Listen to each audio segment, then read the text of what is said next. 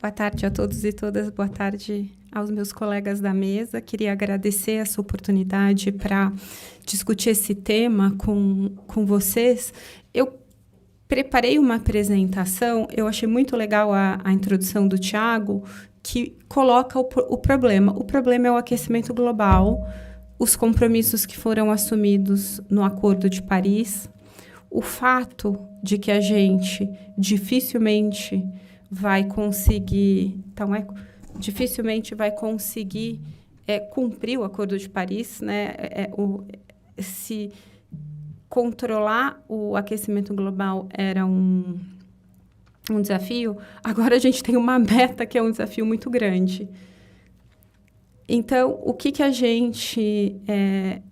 como que o BNDES enxerga o Brasil? De todas as economias do G20, nenhum país tem todas as vantagens comparativas que o Brasil tem. Eu falo em vantagens comparativas porque todas essas vantagens ainda não viraram vantagens competitivas. Para ser uma vantagem competitiva, a gente precisa ter uma remuneração ou ter uma vantagem econômica com essas vantagens, o que não é o caso. O Brasil é a maior economia do mundo que tem estabilidade geopolítica, nós não temos guerra com os nossos vizinhos há mais de 150 anos, nós respeitamos contratos, nós temos... o Brasil é um dos poucos países que tem relação com todos os países das Nações Unidas e nós somos um país de dimensões continentais, tanto do ponto de vista de tamanho de território quanto de população, né? A gente está falando da quinta e da sétima, do quinto e do sétimo maior território e população do mundo. Então, assim, é uma economia grande, um território grande e que, além de tudo, possui abundância de alguns recursos naturais que também não se conjugam em todos os outros em todas as outras grandes economias. Nós temos a maior floresta tropical do mundo, a maior biodiversidade do mundo. Hoje, biodiversidade não tem valor econômico, mas o mundo também, se o mundo caminha para precificar carbono, também vai ter que precificar a biodiversidade.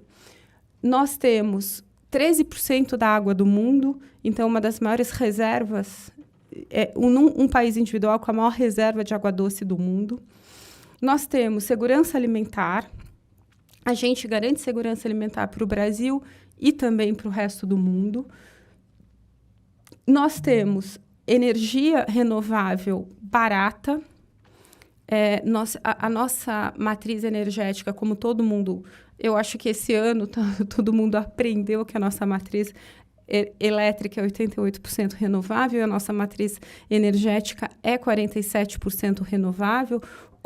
Essa matriz energética, comparada com a OCDE não é nem 20%, os países da OCDE, na média, não tem nem 20% de matriz renovável. E é muito caro descarbonizar uma matriz energética, é muito caro descarbonizar uma matriz elétrica. Nós temos... a nossa matriz energética e a nossa matriz elétrica, eu vou falar um pouquinho ao longo da minha apresentação, ela já é mais renovável e a mais limpa do mundo, de grandes economias. Tem economias pequenas que até têm matriz elétrica e energética um pouco mais limpa que a nossa, assim, marginalmente maior, mas assim, Costa Rica, economias marginais que a gente... Então, assim, se a gente for falar de economias grandes, a gente do G20 é disparado o mais renovável em termos das duas matrizes. Porque o nosso custo nivelado de energia elétrica, tanto solar quanto eólica, é dos mais competitivos do mundo por conta do fator de aproveitamento aqui no Brasil, do vento e do sol. Então, isso é condição climática favorável. Nós temos reservas minerais. Eu vou mostrar que, junto com China e Austrália, a gente tem um portfólio de minerais críticos para a transição energética. O que são os minerais críticos para a transição energética? São os minerais que são essenciais para que o mundo consiga eletrificar. Nós temos um sistema elétrico interconectado. Então, a gente entrega energia renovável barata em qualquer lugar do Brasil. E nós temos energia hidrelétrica, que é cerca de 60% da nossa matriz elétrica, que funciona como uma grande bateria. E isso torna a nossa energia renovável firme, porque quando não tem sol e vento, como a gente tem sistema elétrico interconectado, a gente entra com a nossa grande bateria, que são as hidrelétricas. E aí, o que a gente tem agora?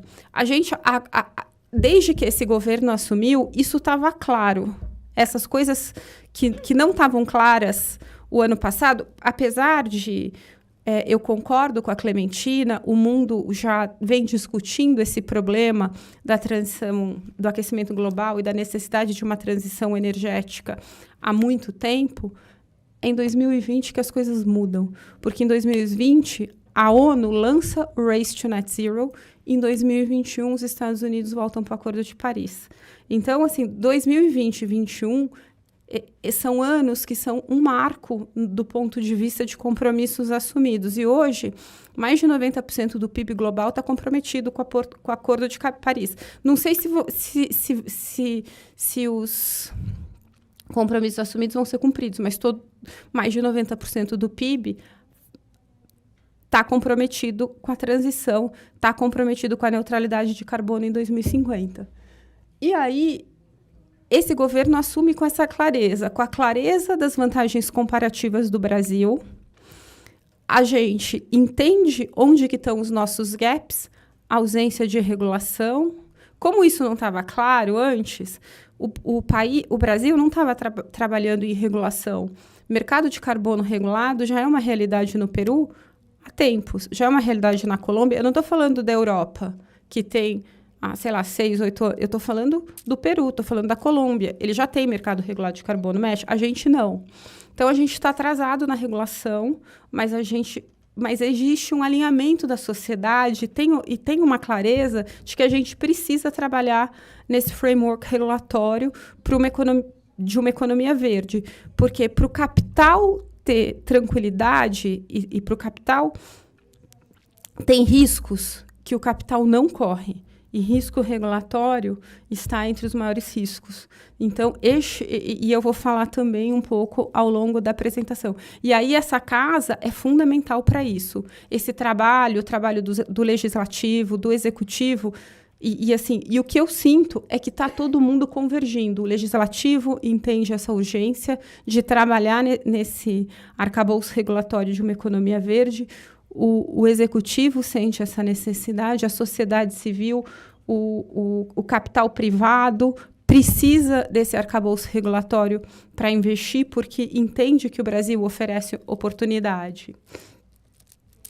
O governo está trabalhando na taxonomia, a Fazenda está trabalhando na taxonomia sustentável da República. A gente também está atrasado, já era para ter taxonomia há alguns anos. O BNDES também está trabalhando na taxonomia. A gente está muito alinhado com a Fazenda, e o banco está trabalhando na taxonomia. Então, eu acho que essa é a minha principal mensagem. Nenhuma grande economia tem tudo isso.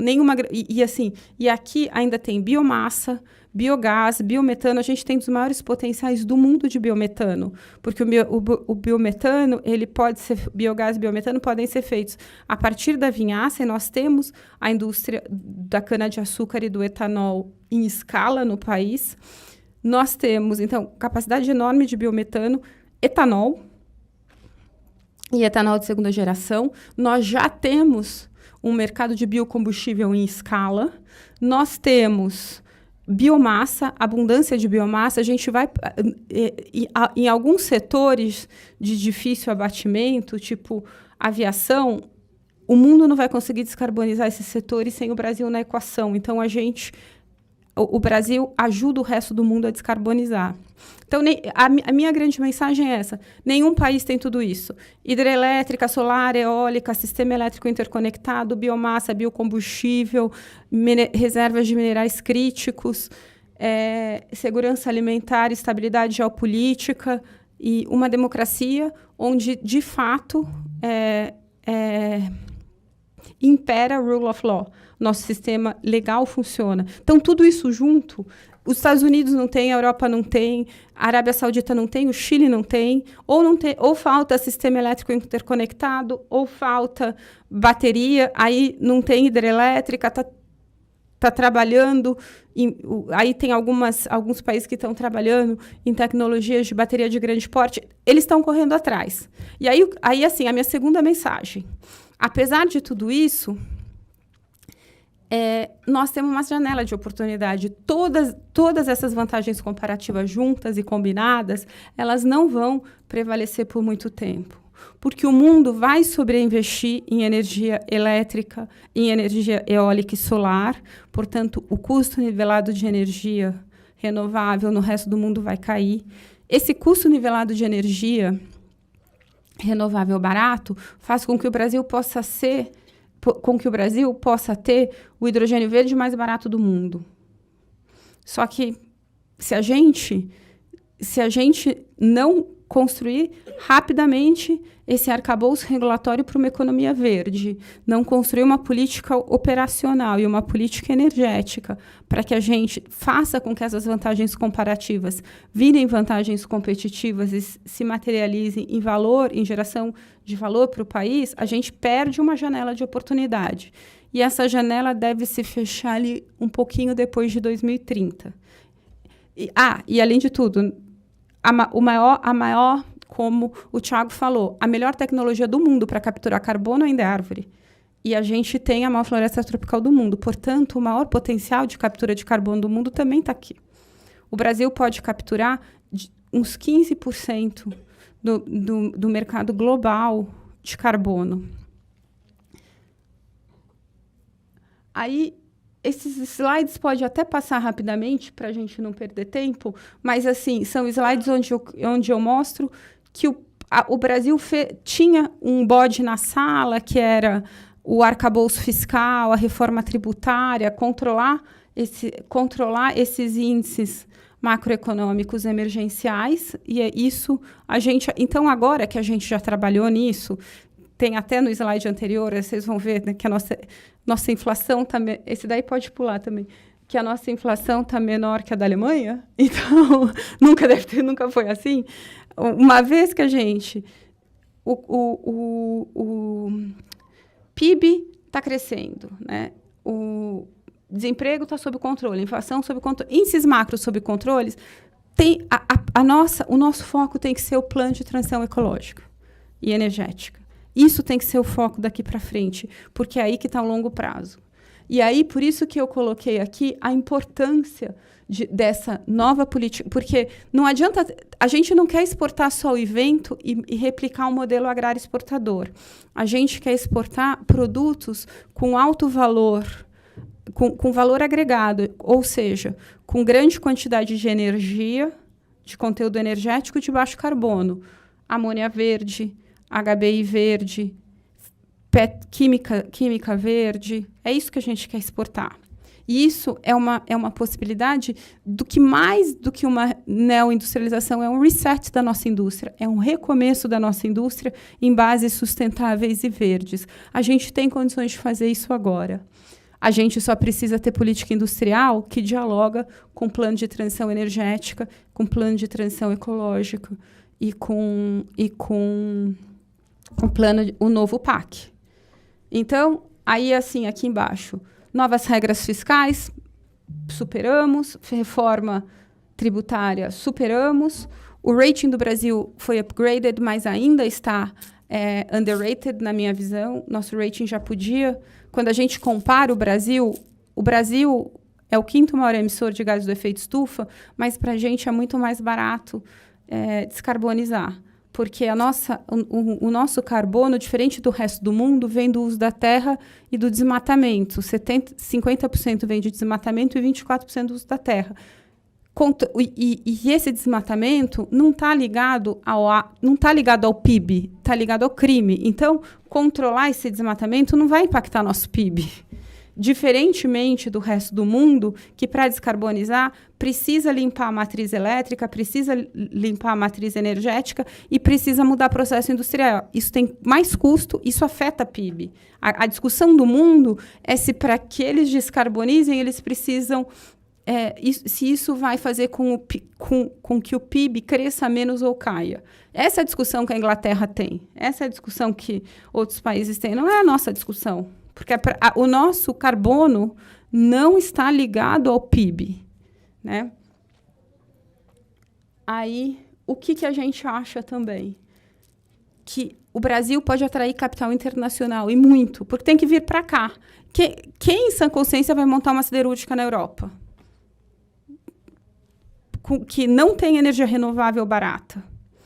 E siderurgia é intensiva em energia. Então, assim, óbvio que os sindicatos na Alemanha vão pressionar para que isso não aconteça, mas decisão racional de investimento, se a gente tiver um arcabouço regulatório estável, se a gente conseguir, e aí uma coisa que eu vou falar um pouquinho mais para frente, mas ter um custo de capital mais aceitável, porque essa é uma discussão que o mundo tem que ter, porque a transição energética ela é cara e ela é intensiva em capital.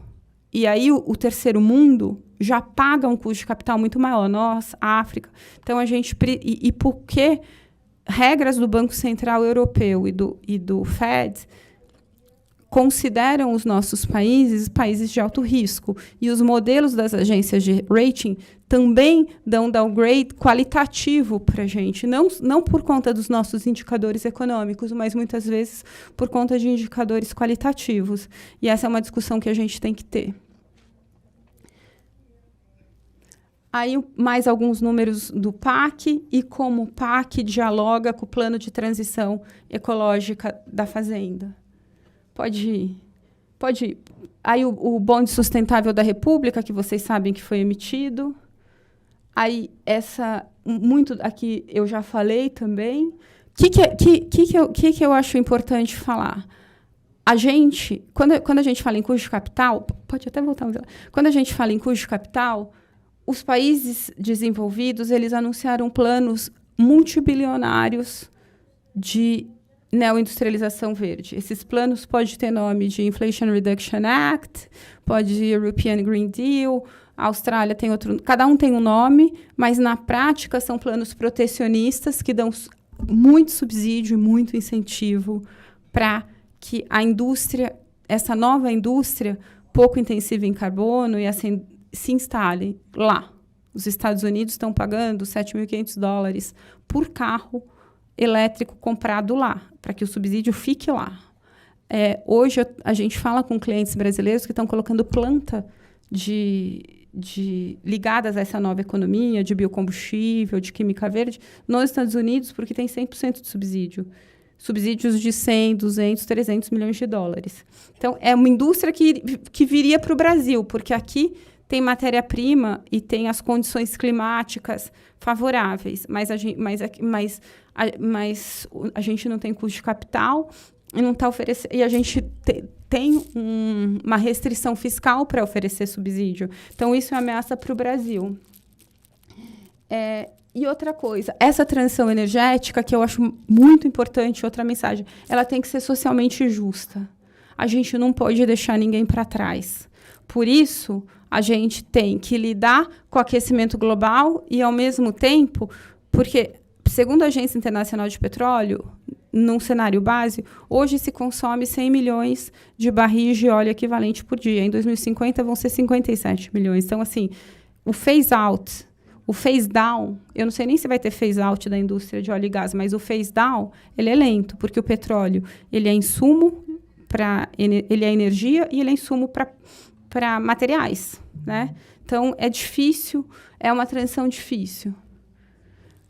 Aí, aquilo que eu falei, o Brasil é o 5º maior emissor, só que as nossas emissões, elas não estão ligadas ao PIB, porque elas vêm do desmatamento, que é crime organizado, e do uso da terra, e mudar o uso da terra é mais barato do que mudar processos industriais e fontes de energia da matriz elétrica.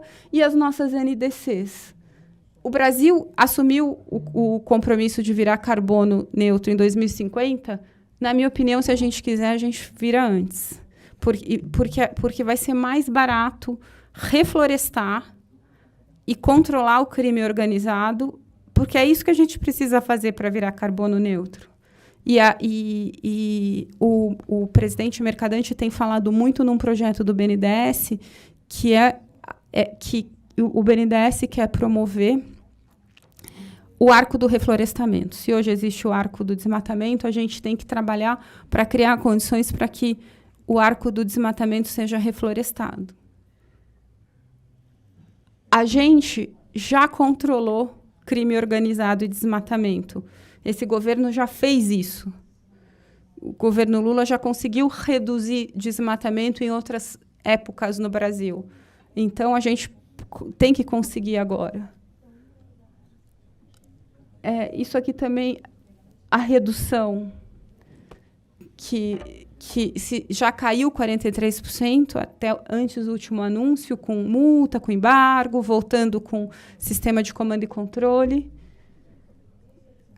Aqui, a nossa matriz energética, que eu já falei, a OCDE é 14% a média, versus 47% do Brasil renovável. Pode ir para a próxima. Nosso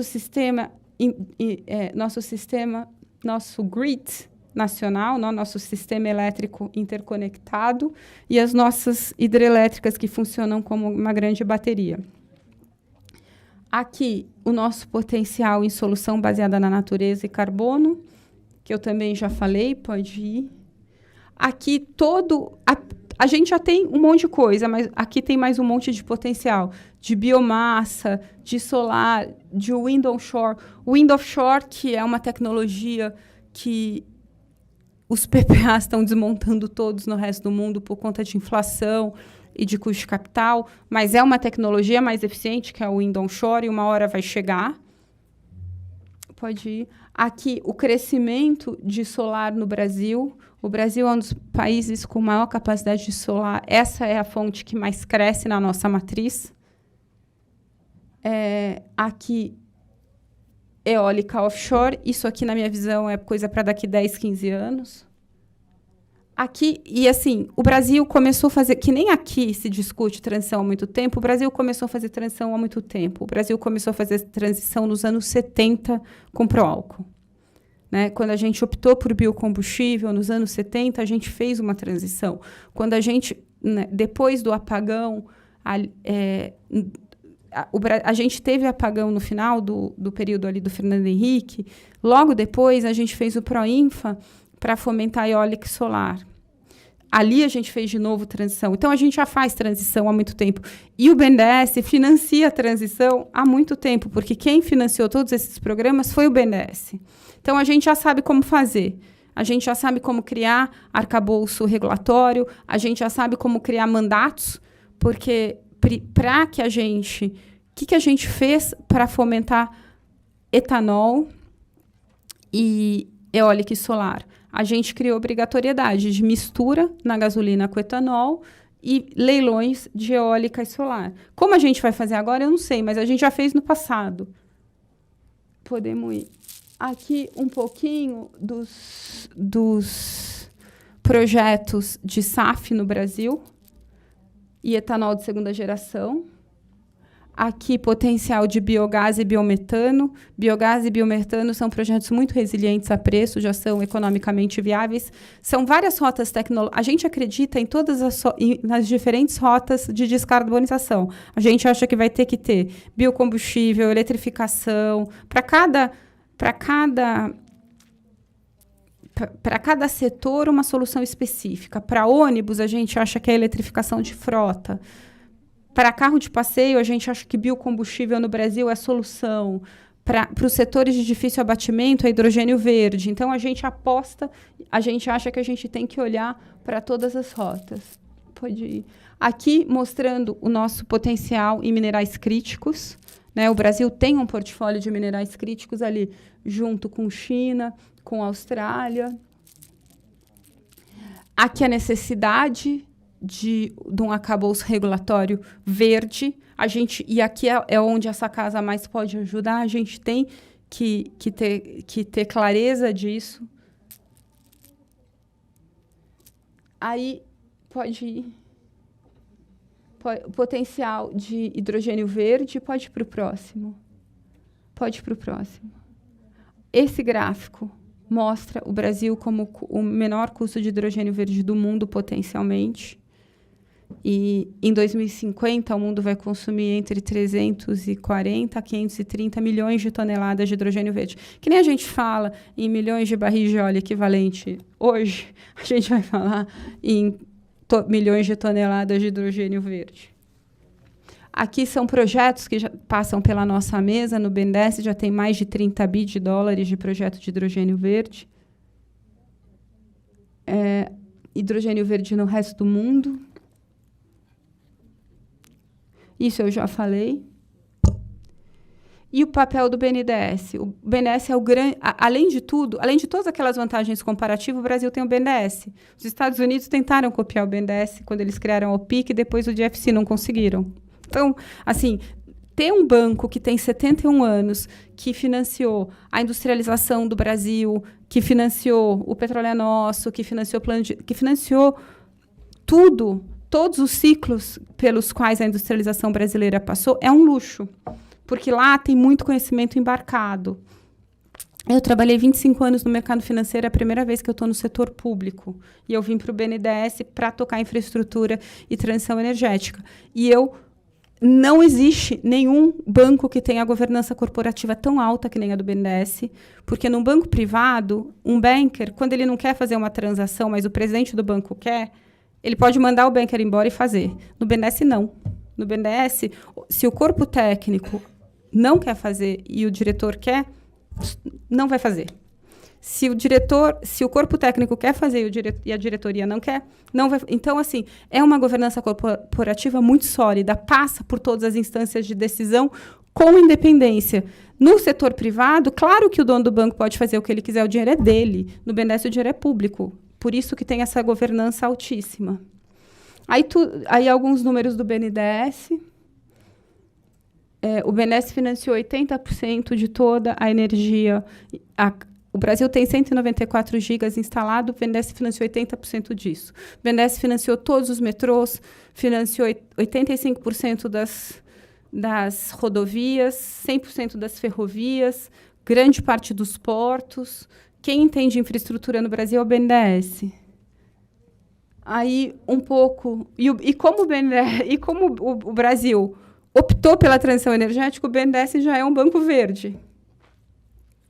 Pode ir. Aqui um pouco o que acontece ali em 2014, quando o BNDES sai do financiamento de infraestrutura e energia. Cai e o setor privado não faz o que o BNDES faz.